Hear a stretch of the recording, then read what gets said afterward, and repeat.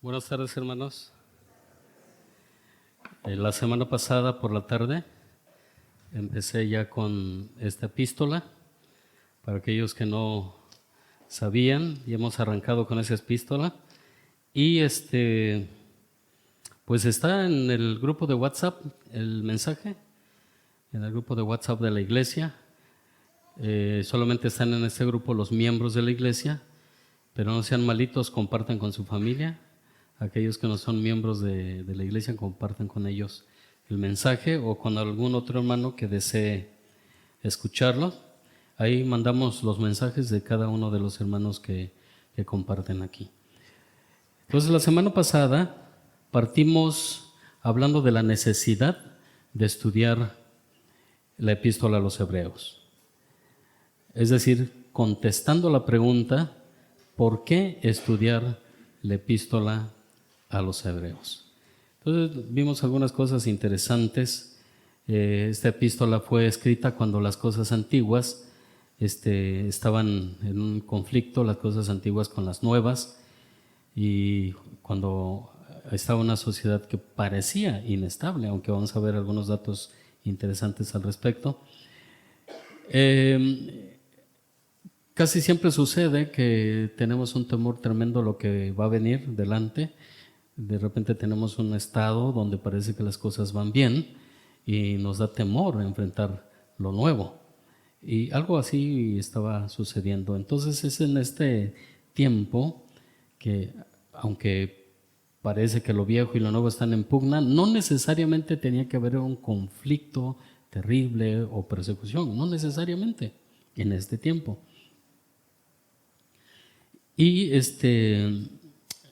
todo aquello antiguo que les daba estabilidad estaba a punto de desaparecer, y de hecho estaba desapareciendo. Entonces, uno de los mensajes en Hebreos es que el creyente tiene que estar confiado en Dios.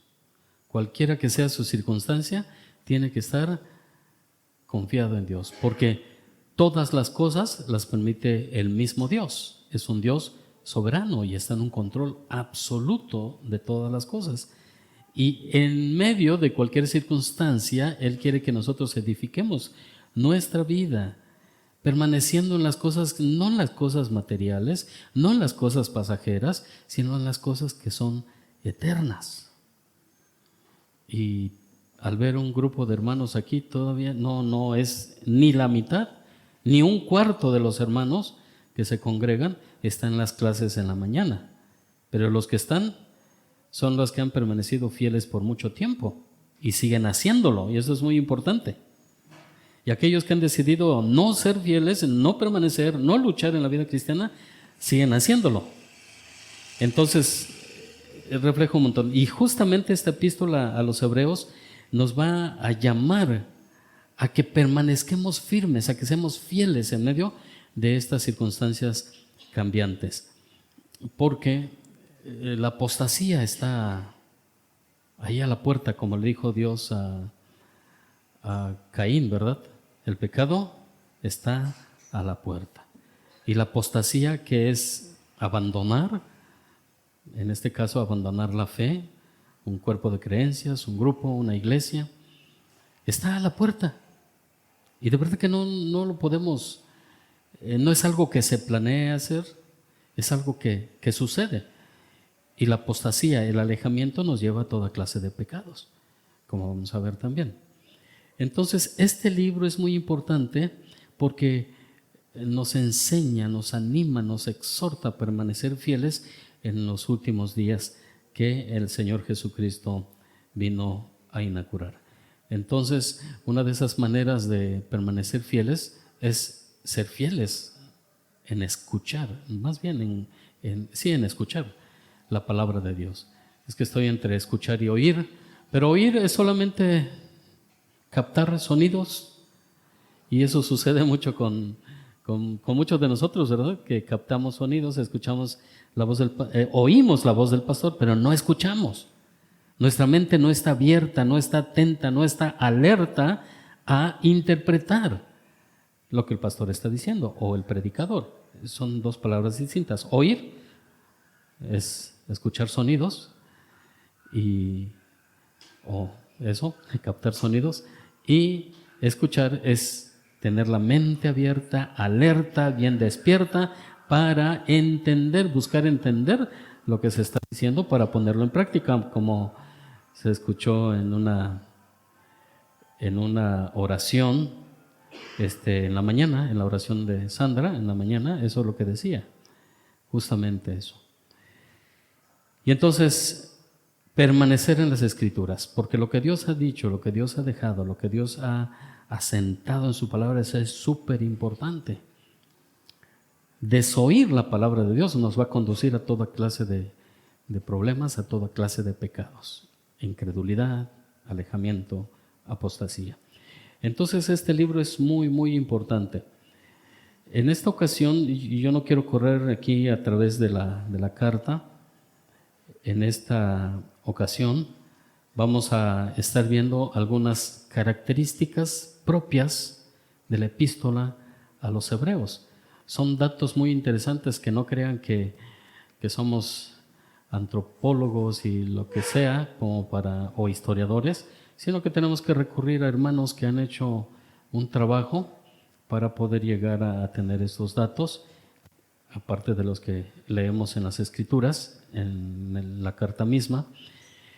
Entonces empezaremos preguntándonos cuál es el género literario de Hebreos, y bueno, pues estamos acostumbrados a verla como una carta o epístola, porque así crecimos, así se nos enseñó. Pero, ¿y por qué la pregunta? Porque Hebreos es diferente a lo que nosotros conocemos como una carta del Nuevo Testamento propiamente dicha. Es un poco diferente. Podríamos compararlo, si las comparamos con las epístolas de Pablo, de Santiago, de Pedro, de Judas y de Juan, que contienen, si ustedes van rápido allí, en cualquiera de esas cartas, se van a dar cuenta que contienen al principio, bueno, ustedes contéstenme, ¿qué contienen al principio? Salutaciones. Y si vamos a Hebreos, no vamos a encontrar salutaciones. Él entra de lleno, incluso da un resumen tremendo ahí en los primeros versículos. Aquí en Hebreos no vamos a encontrar salutaciones. En esta carta el escritor incluye algunas referencias a la conducta y a las posesiones de los lectores. Y esta es una de las razones por qué concluimos y se llegó a la conclusión de que Hebreos sí es una carta, sí es una epístola, porque sí menciona algunas cosas que son muy propias a la conducta y a la posesión de los hermanos a quienes se escribe.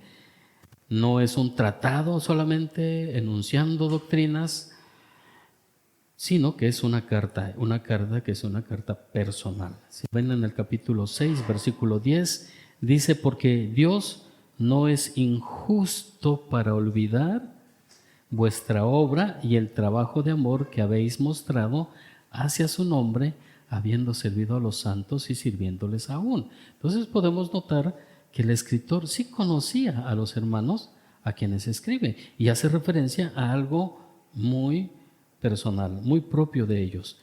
Vayamos al capítulo 10 y versículos 32 al 34. Y él dice: sí, porque de los presos también os compadecisteis, y el despojo de vuestros bienes sufristeis con gozo, sabiendo que tenéis en vosotros una mejor y perdurable herencia en los cielos. Otra vez, datos y detalles que el escritor conoce de los hermanos a quienes escribe. Y luego en el capítulo que leyeron los jóvenes, aquí podemos ver cómo él se dirige a ellos de una manera muy personal.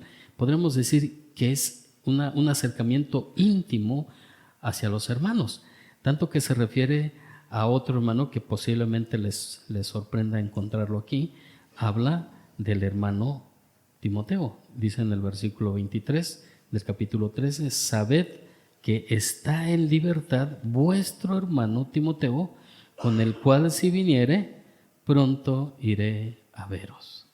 Entonces no solamente introduce aquí a un hermano que es conocido en el ámbito cristiano, sino también de la situación que Timoteo había vivido. Timoteo había estado preso. Es un dato interesante, si se dan cuenta. Y por otro lado, el escritor da aquí una esperanza, una instrucción, dice, con el cual cuando Él venga, yo tengo pensado ir a visitarlos. Quiero ir a verlos. Entonces, todos estos detalles nos hacen notar que Hebreos sí es efectivamente una carta. Y esta va a terminar con un saludo. No hay un saludo al principio, pero sí un saludo al final. Dice, saludad a todos vuestros pastores y a todos los santos. Los de Italia os saludan. Entonces está hablando aquí a sus líderes. Saluden a sus líderes, pero también saluden a la iglesia, a todos los hermanos de la iglesia, porque esos santos son la iglesia misma. Entonces podemos notar, otra cosa que podemos notar interesante aquí en el libro de Hebreos, es que no incluye su nombre. ¿Quién escribió Hebreos? No lo dice. Desde que conocí al Señor y cuando estudié en el centro educativo, para mí, Pablo era el autor de Hebreos. Abran la epístola de San Pablo a Hebreos. Y si se dan cuenta, no dice. En algunas Biblias dice la epístola de San Pablo a los hebreos. Pero la epístola a los hebreos, perdón. En algunas no dice nada. Pero al principio, sí, hay unas Biblias, especialmente en inglés, que dice así, epístola de San Pablo a los hebreos. La King James, la antigua. Pero hay datos que tenemos que considerar para ver quién escribió. Entonces, Hebreos en este sentido, que no menciona, el escritor no menciona su nombre, es semejante al Evangelio de Juan. Si ustedes van al Evangelio de Juan, no van a encontrar el nombre del escritor. ¿O sí? No lo van a encontrar. Ya hemos estudiado Juan en algún otro tiempo. También falta aquí quiénes son los destinatarios. Y en eso también se parece al Evangelio de Juan. No dice, no hay saludos y no hay nada más. Entonces, estos son algunos rasgos muy característicos de las epístolas: nombrar el autor, los saludos, los destinatarios. Pablo y Timoteo, ¿a quién, hermano? Pablo y Timoteo, ¿a quién?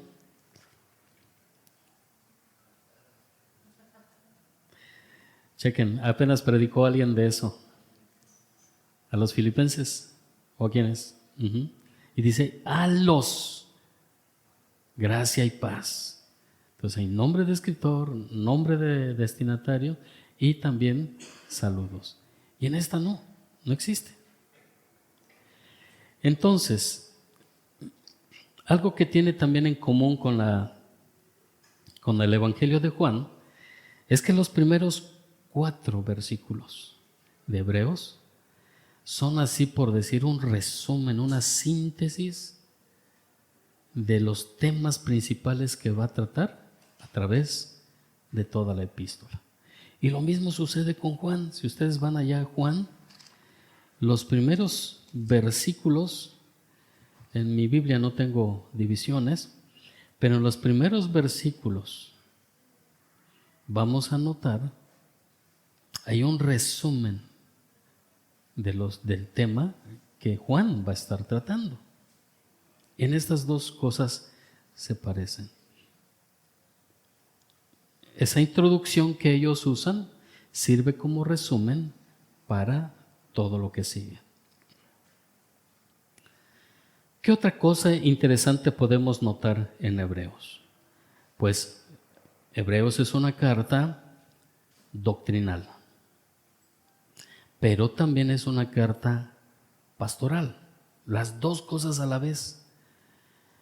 Como una carta, Hebreos es igual en cierto sentido a los escritos de Pablo, porque contiene doctrina y contiene exhortación, o lo que podemos llamar, o muchos llaman, como doctrina y práctica. Normalmente, en las epístolas del apóstol Pablo, el apóstol Pablo, después de las salutaciones y todo lo demás, empieza una sección doctrinal y después una sección práctica. Ahora, no quiero con esto que seamos totalmente cuadrados y digamos, es que de este capítulo, por ejemplo en Efesios, del capítulo 1 hasta el capítulo 3 al final, es una sección doctrinal y ya. Y luego del 4 hasta el final es una sección práctica. Y cerrarnos. No, podemos notar que también podemos encontrar alguna exhortación práctica en esa sección doctrinal y podemos encontrar en esa sección práctica algún aspecto doctrinal. Es semejante así en esa carta, en las cartas de Pablo, perdón. En Hebreos es un poco diferente en este aspecto, porque el escritor de Hebreos va a estar mezclando doctrina con exhortaciones prácticas. Si ustedes ven el capítulo 1 de Hebreos, parece toda una sección doctrinal, pero en el capítulo 2 inmediatamente ya hay una exhortación. Por tanto es necesario que con más diligencia, ya tan pronto, y no solamente ahí, sino que va a seguir así, metiendo doctrina y exhortación práctica. Doctrina y exhortación práctica. Es muy interesante. En el capítulo 1 habla acerca de Cristo como superior a los ángeles, aunque también podría yo notar en ese pequeño resumen que es incluso superior al mensaje, a los profetas que recibieron un mensaje de Dios. Pero bueno, es superior a los ángeles. Inmediatamente es necesario que con más diligencia atendamos a las cosas que hemos oído. Entonces, ahora doctrinalmente hablando, la carta a los Hebreos explica algunas doctrinas que en las cartas del apóstol Pablo se tratan solamente así como de paso, no se detienen. ¿De qué está hablando? Del sacerdocio de Cristo o del sumo sacerdocio de Cristo. Y también habla del pacto más que en otras epístolas, de una manera en que no vamos a encontrar en otras cartas. Los temas: sacerdocio y pacto. Sacerdocio de Cristo, o si quieren ser más específicos, el sumo sacerdocio de Cristo y el pacto. Por ejemplo, en el apóstol Pablo, en el capítulo, vayamos a Romanos, en el capítulo 8, versículo 34, va a mencionar de paso la obra intercesora de Cristo, que es parte de su obra sumo sacerdotal. 8:34. ¿Quién es el que condenará? Cristo es el que murió, mas aún el que también resucitó, el que además está a la diestra de Dios, el que también intercede por nosotros. Y ese texto, por si no lo sabías, si tú no lo sabías, es una referencia a su obra sacerdotal o sumo sacerdotal, ya que está en la misma presencia de Dios. Pero otro dato interesante es que dice que está a la diestra de Dios. Lo va a mencionar también en Hebreos, y lo va a mencionar a la diestra de Dios, pero sentado, que también tiene su importancia, tiene una implicación muy importante. Entonces, pero en las demás cartas, él no escribe más sobre esa doctrina. También el tema del pacto, que aunque era un tema central en la obra de redención y en el Antiguo Testamento, en todo el Nuevo Testamento solamente menciona la palabra pacto 9 veces. Veamos algunas partes en Romanos 9:4. Que son los israelitas, de los cuales son la adopción, la gloria, el pacto, la promulgación de la ley, el culto y las promesas. Ahí está, uno. En el 11:27. Y este será mi pacto con ellos cuando yo quite sus pecados. Primera de Corintios, capítulo 11. Versículo 25. Asimismo, tomó también la copa después de haber cenado, diciendo: esta copa es el nuevo pacto en mi sangre. Haced esto todas las veces que la bebiereis en memoria de mí. Ahora vayamos a la siguiente carta, en 2 de Corintios 3:6, el cual asimismo nos hizo ministros competentes ¿de qué? De un nuevo pacto, no de la letra, sino del Espíritu, porque la letra mata, mas el Espíritu vivifica. Gálatas 3:15. Hermanos, hablo en términos humanos, un pacto, aunque sea de hombre, una vez ratificado, nadie lo invalida ni le añade. Versículo 17. Esto pues digo, el pacto previamente ratificado por Dios para con Cristo, la ley que vino 430 años después, no lo abroga para invalidar la promesa. 4:24. Lo cual es una alegoría, pues estas mujeres son los dos pactos, el uno que proviene del monte Sinaí, el cual da hijos para esclavitud, este es Agar. Habla de pactos. Y apenas también el hermano Valente mencionó este texto, este pasaje, ¿verdad? Igual. Efesios 2:12. En aquel tiempo estabais sin Cristo, alejados de la ciudadanía de Israel y ajenos a los pactos de la promesa, sin esperanza, sin Dios y sin Dios en el mundo. Entonces, de estos pasajes que son 9, Gálatas es más específico, este pasaje que ya hemos mencionado. Bueno,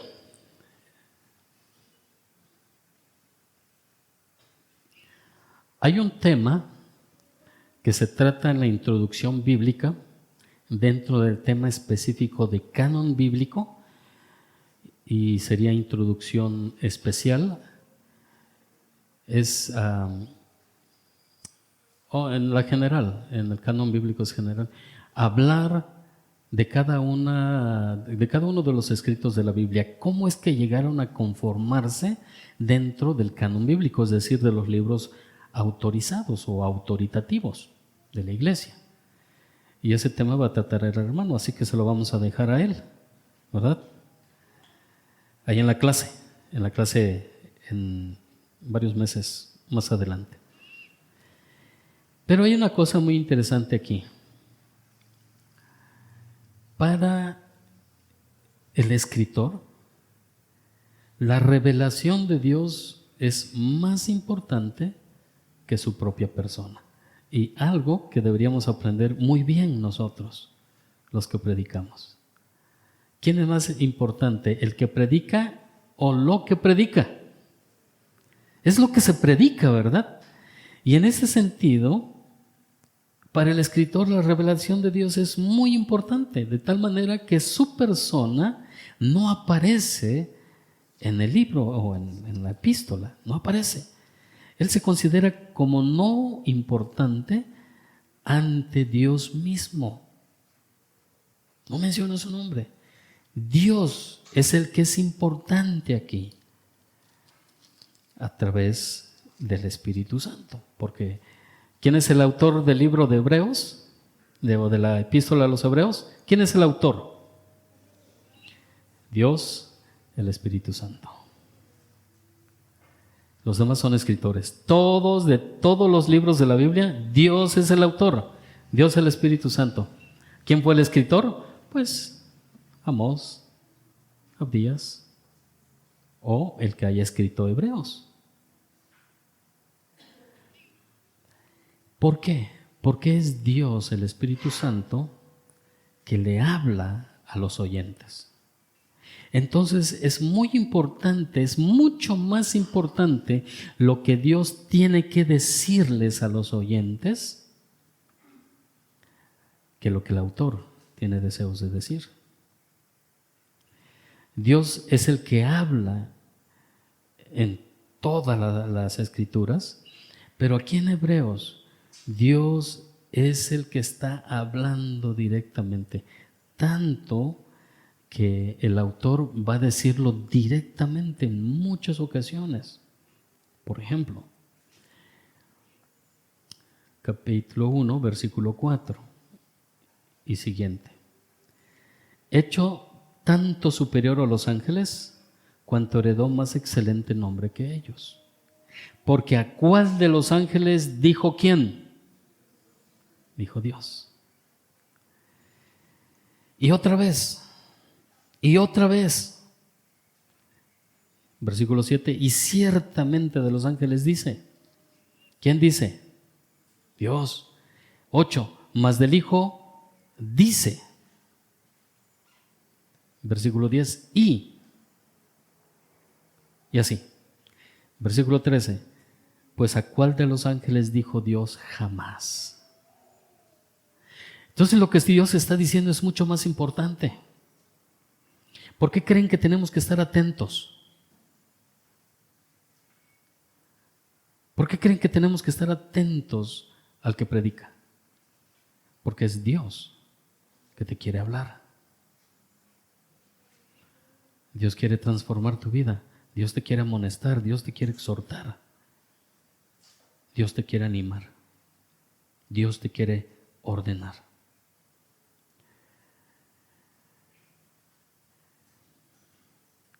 Entonces, cuando el escritor se enfoca en este trino Dios, porque sí se menciona el trino Dios.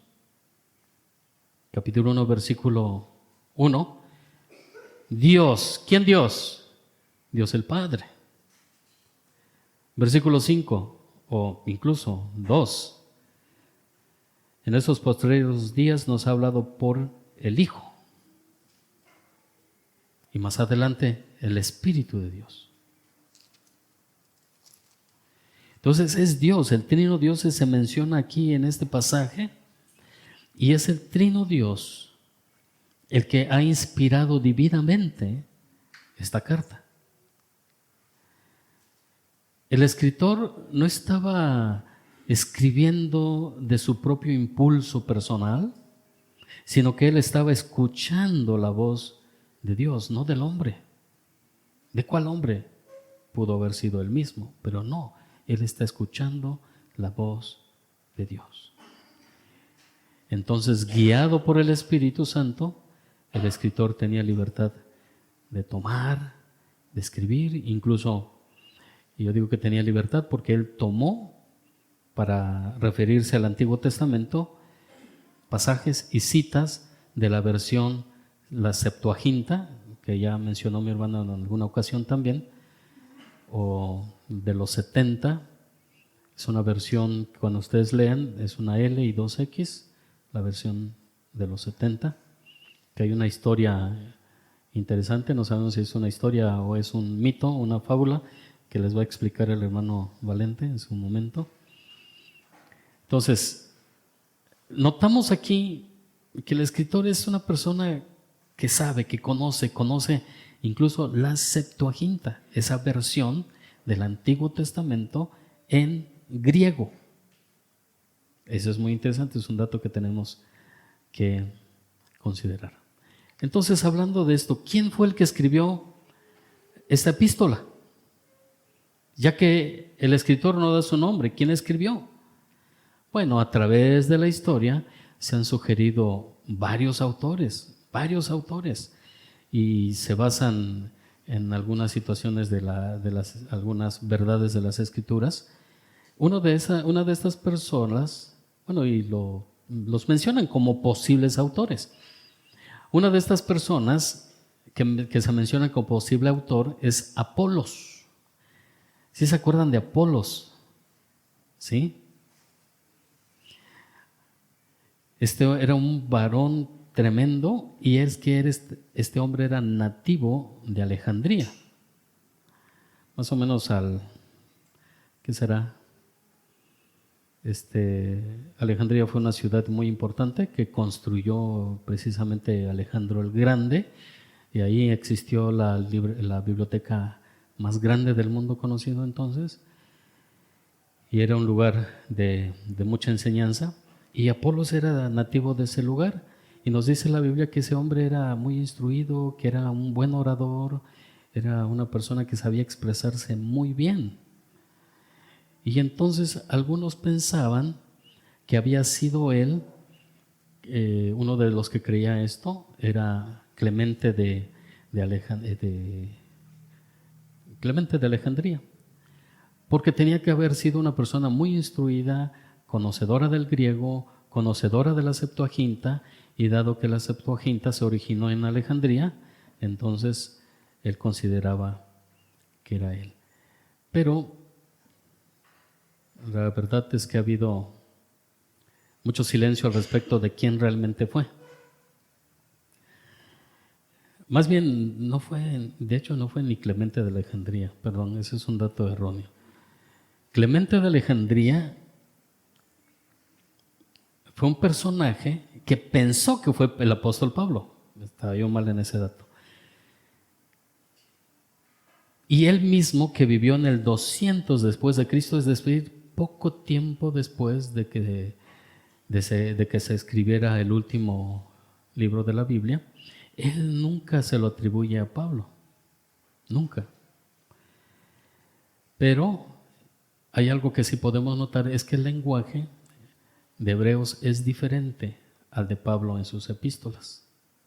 Y además, como ya vimos, por las doctrinas que son tratadas en hebreo, que son muy prominentes, casi no se hacen eco en las epístolas del apóstol Pablo. Estas doctrinas que mencioné, la del pacto y del sacerdocio de Cristo, están prácticamente ausentes, como pudimos notar en las cartas que hemos ya leído los textos. La forma también en que se refiere a Jesús, el escritor en Hebreos, es diferente a cómo se dirige el apóstol Pablo al Señor Jesús. El apóstol Pablo se refiere al Señor por su nombre Jesucristo. Y en algunas epístolas se revierte. Lo llama Cristo Jesús. Y raramente va a escribir Jesús. Y el escritor de Hebreos, por el contrario, llama al Señor por su primer nombre, Jesús. Vemos. Capítulo 2. Para aquellos que pensábamos que era Pablo el escritor, pues aquí hay unas discordancias. Capítulo, ¿qué dije? Capítulo 2, versículo 9. Pero vemos aquel que fue hecho un poco menor que los ángeles, a Jesús, coronado de gloria y de honra a causa del padecimiento de la muerte, para que por la gracia de Dios gustase la muerte por todos. Y luego en el 3:1. Por tanto, hermanos santos, partícipes del llamamiento celestial, considerad al apóstol y sumo sacerdote de nuestra profesión, Cristo Jesús. ¿Sí? 4:14. Por tanto, teniendo un gran sumo sacerdote que traspasó los cielos, Jesús, el Hijo de Dios, otra vez, Jesús, el Hijo de Dios, retengamos nuestra profesión. 6:20. Donde Jesús entró por nosotros como precursor, hecho sumo sacerdote para siempre según el orden de Melquisedec. 7:22. Por tanto, Jesús es hecho fiador de un mejor pacto. 10:19. 10:19, perdón. Así que, hermanos, teniendo libertad para entrar en el lugar santísimo por la sangre de Jesucristo. 12:2. Puestos los ojos en Jesús, el autor y consumador de la fe, el cual por el gozo puesto delante de él sufrió la cruz, menospreciando lo oprobio, y se sentó a la diestra del trono de Dios. Y versículo 24. A Jesús, el mediador del nuevo pacto, y a la sangre rociada, que habla mejor que la de Abel. Y finalmente 3:15. Así que ofrezcamos siempre a Dios por medio de él sacrificio de alabanza, es decir, fruto de labios que confiesan su nombre. Y lo llama aquí como él. Entonces se dan cuenta, el apóstol Pablo tuvo un encuentro personal con Jesucristo, y cuando se dirige por primera vez, ¿cómo le llama?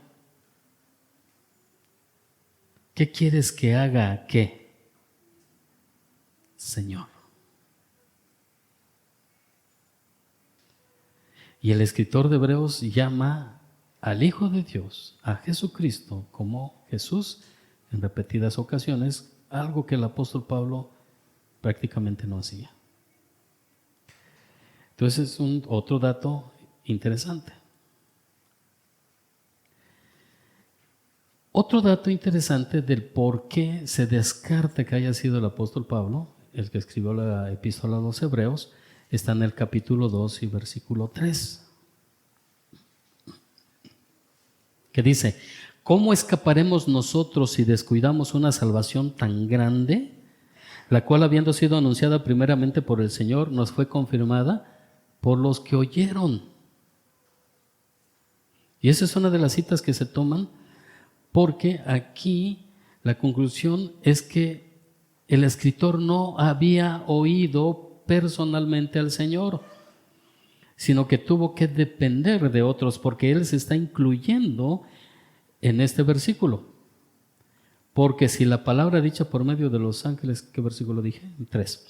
¿Cómo escaparemos nosotros si descuidamos una salvación tan grande, la cual, habiendo sido anunciada primeramente por el Señor, nos fue confirmada, nos fue a nosotros confirmada por los que oyeron? Entonces se concluye que él no había recibido o escuchado directamente del Señor la palabra, sino a través de otros. Porque el apóstol Pablo, él declara categóricamente en Gálatas que él no recibió el evangelio de otros, sino que lo recibió directamente del Señor. Vamos allá a Gálatas capítulo 1.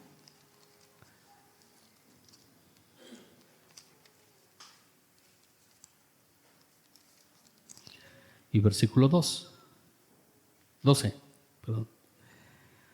Pues yo ni lo recibí, ni lo aprendí de hombre alguno, sino por revelación de Jesucristo. Pablo oyó la voz de su Señor en el camino a Damasco. Y el Señor Jesús le volvió a hablar más tarde, ahí en Hechos, podemos ver. Entonces Pablo no pudo haber escrito esas palabras de Hebreos 2:13. Otro personaje que es mencionado como posible escritor es Bernabé. Tertuliano, alrededor del 225, dijo que pudo Bernabé haber sido el escritor de Hebreos. Y esto, por lo que se menciona en Hechos 4 acerca de Bernabé, dice que era José, un levita de Chipre, a quien los apóstoles llamaban Bernabé, que significa hijo de la consolación, que vendió un terreno que poseía y trajo el dinero y lo colocó a los pies de los apóstoles. por ser levita. Entonces, Tertuliano pensó que había sido Bernabé.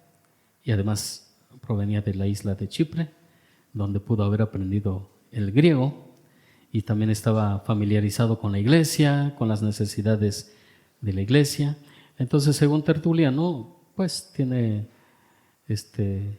Bernabé las credenciales para poder haber sido el escritor, pero pues no se apoya de una manera generalizada.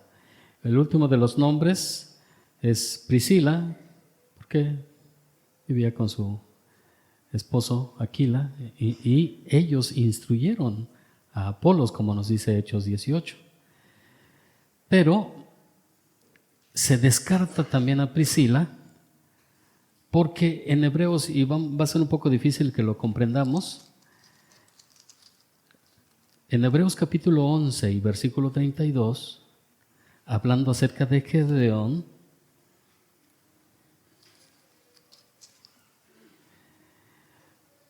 dice, ¿y qué más digo? Porque el tiempo me faltaría contando de Gedeón, de Barak, de Sansón, de Jefté, de David, así como de Samuel y de los profetas. ¿Por qué digo que es un poco muy complicado? Porque en el griego se usa un participio con un sufijo masculino cuando se refiere no tengo tiempo. En nuestro español no lo podemos notar muy bien, pero en el griego sí se nota. Recordando un poco de gramática de la escuela, sí saben lo que es un participio, ¿verdad? Y también sabemos lo que es un sufijo. En el español hay palabras que son raíces y hay lo que se llaman afijos. Y entre ellos están los prefijos y los sufijos. Los prefijos van antes de la raíz. Esos son los prefijos. Y los sufijos van después de la raíz. Por ejemplo, podemos hablar de un prefijo como ex o, a ver, ayúdame con alguna palabra que lleve una,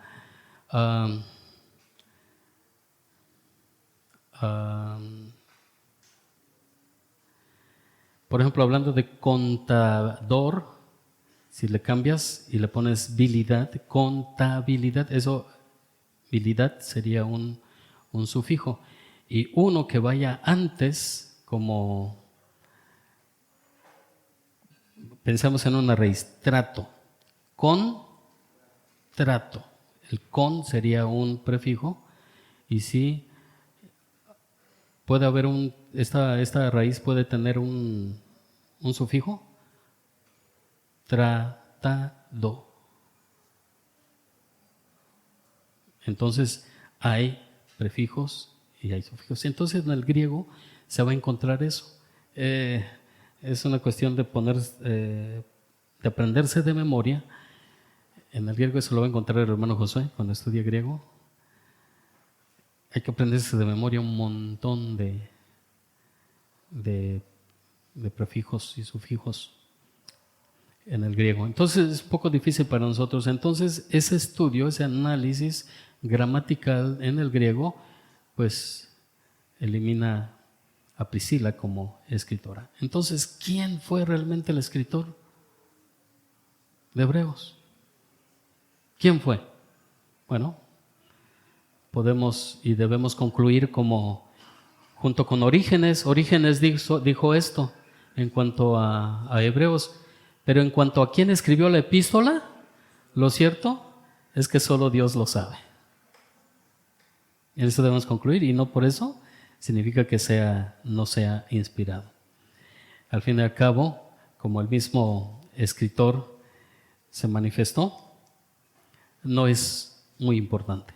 El contenido de la carta es lo que realmente nos interesa.